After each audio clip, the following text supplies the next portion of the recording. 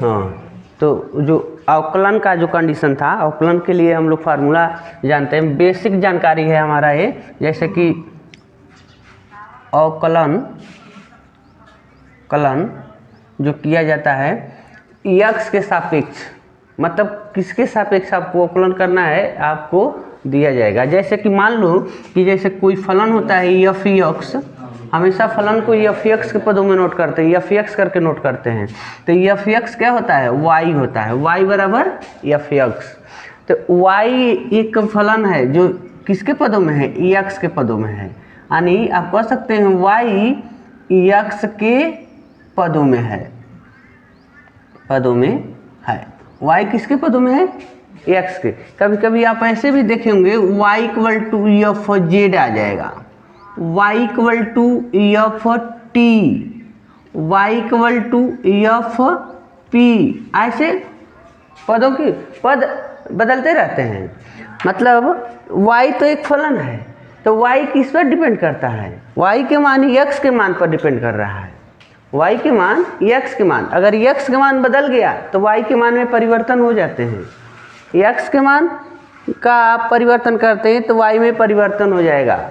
x एक स्वतंत्र पद है, x एक स्वतंत्र पद है जिसके मान में परिवर्तन होता रहता है। तो अगर x के मान में परिवर्तन करते हैं तो y के मान में परिवर्तन हो जाता है। ठीक है, तो आपको हमने बताया कि अवकलन को, जैसे अवकलन के जो फार्मूला है, प्रथम सिद्धांत का एक सूत्र है, प्रथम सिद्धांत का फार्मूला है कि लिमिट x टेंड टू 0 यहाँ पर x + h minus f(x) upon h। ठीक है, इसी को हम किसके फॉर्म में लिखते हैं, तो d/dx और y = या y की जगह पर देखो f(x) ना हमारा फलन है, तो यहाँ f(x) लिख सकते हैं, या आप f(x) y के मान है तो आप y लिख सकते हैं। तो यह तो हमारा प्रथम सिद्धांत का सूत्र था। अब हमने आपको फार्मूला इसी के बेस पर बताया था कि अगर यदि कोई हमारे पास कोई फलन हो f(x) = x की पावर n हो, या f(x) को x की पावर n लिखते हो, f(x) को हम y भी कह रहे हैं तो y बराबर x की पावर n हो, ऐसे। तो इनका हम जब अवकलन किए थे तो अवकलन क्या मिला था हमको, यानी y के स्थान पर लिख दिए d/dx, x के y के स्थान पर लिख दिए x की पावर n, = इनका कैलकुलेशन करने के बाद इस तरीके से कैलकुलेशन करने पर हमको मिलता है n x की power n minus 1, n x की पावर n माइनस 1। और एक और कांस्टेंट के लिए बताया गया था कि अगर हमारे पास फलन f(x) =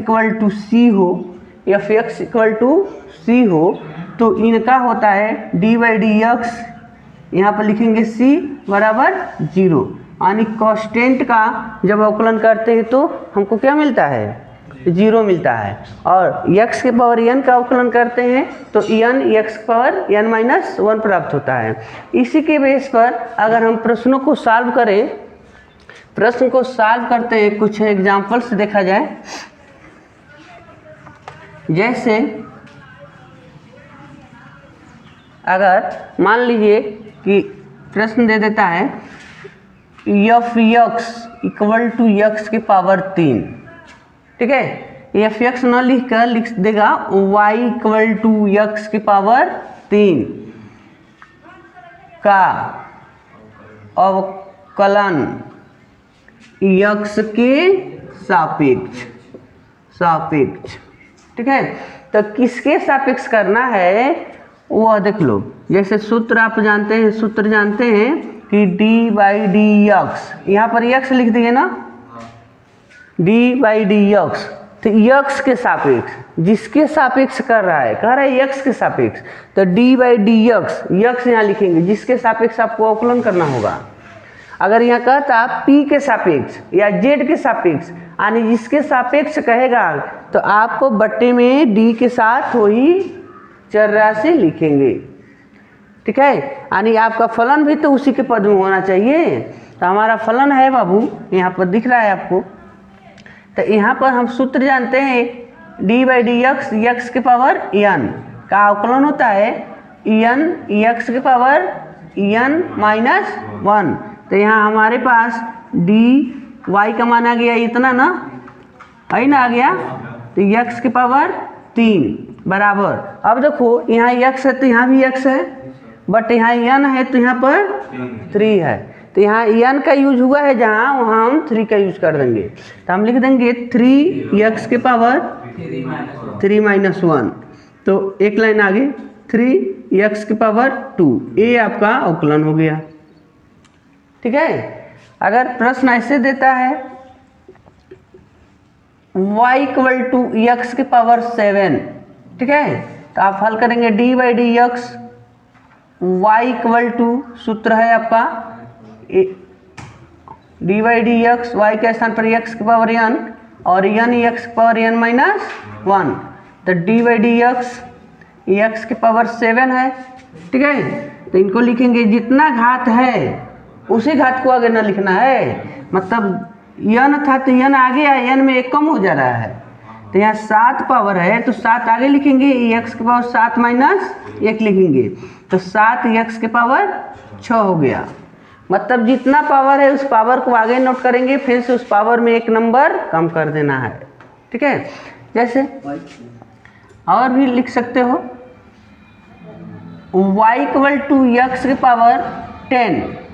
ठीक है, अगर y इक्वल टू x के पावर 10 है और इनका आपका सॉल्यूशन करना है तो d/dx x के पावर 10, तो ये 10 आगे हो जाएगा और x पावर 10 माइनस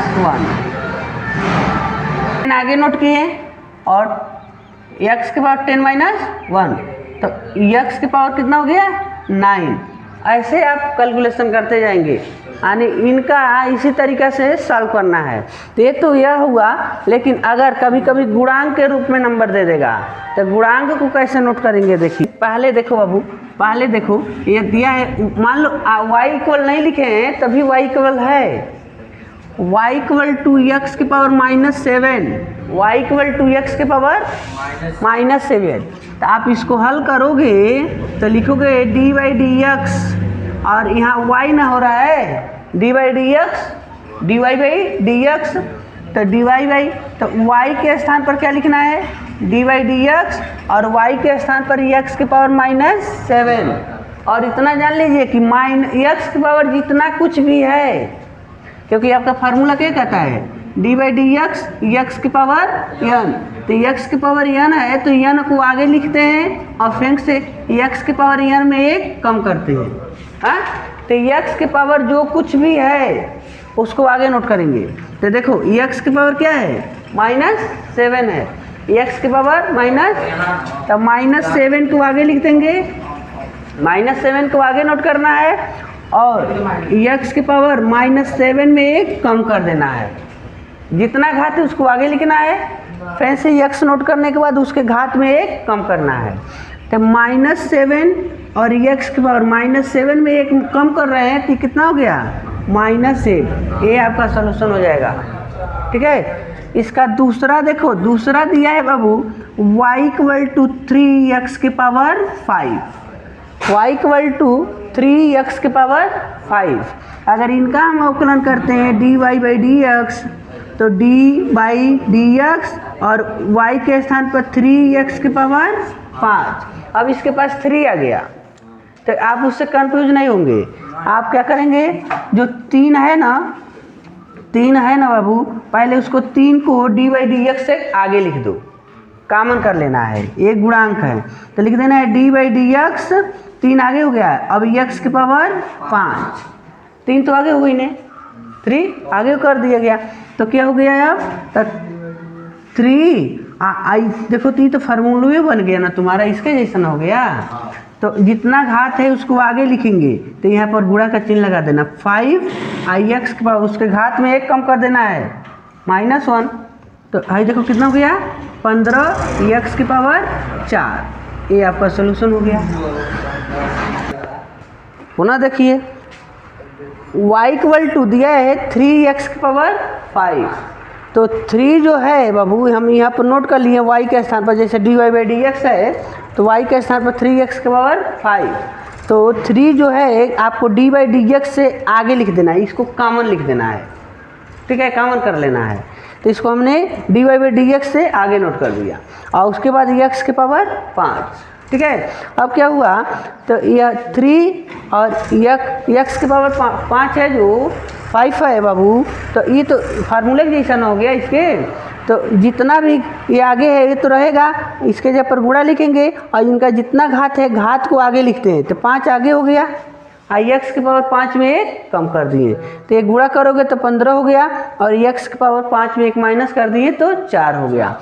इसी के आधार पर तीसरे को देखो, तो यहाँ पर तीसरा क्या दिया है, y इक्वल टू एक्स की power half, y equal to X की पावर हाफ, तो इनका जब अवकलन करोगे,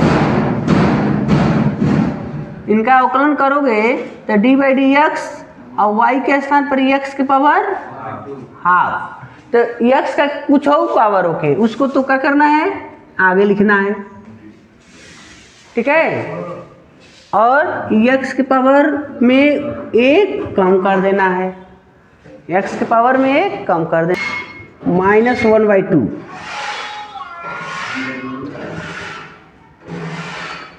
ठीक है। अगला देखो, मान लो 4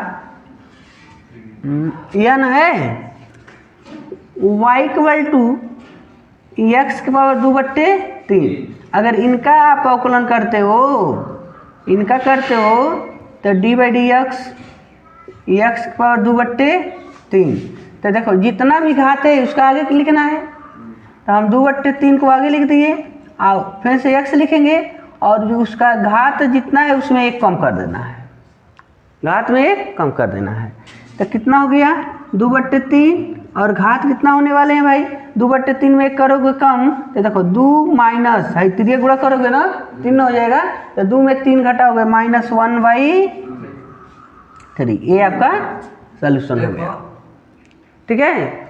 उसके बाद क्वेश्चन नंबर 5, इसमें कि 5 को उठा के लाओ, तो y इक्वल टू 5x की पावर 4 है, तो dy बाई डी एक्स, तो यहाँ पर लिखेंगे D by D x 5x की पावर 4, तभी देखो यहाँ गुणांक के रूप में आ गया 5, तो आप क्या करेंगे 5 को कॉमन कर लेंगे, 5 को कॉमन कर लेंगे और डी बाई डी एक्स की पावर 4, 5 तो डी बाई डी एक्स से आगे हो गया। अब नोट करेंगे बाबू 5 और देखो जितना इनका पावर है पावर को आगे लिखेंगे, तो 4x की पावर 4 माइनस 1, तो 5 हुए 20 x की पावर 3, ठीक है। उसके बाद 6वीं के पास आइए, यहाँ y इक्वल टू 2√x, तो dy बाई डी एक्स और यहाँ हो जाएगा बाबू D by D X 2√, under का मतलब होता है बाबू 1/2, काड़ी का मान होता है 1/2, काड़ी को हटा देंगे 1/2 कर देंगे, और देखो भाई 2 कॉमन कर लिए, डी बाई डी एक्स और x की पावर हाफ, हाँ,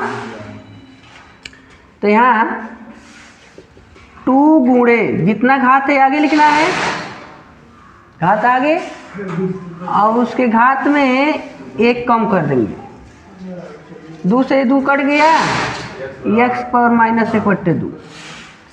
इस प्रकार इन भी प्रश्न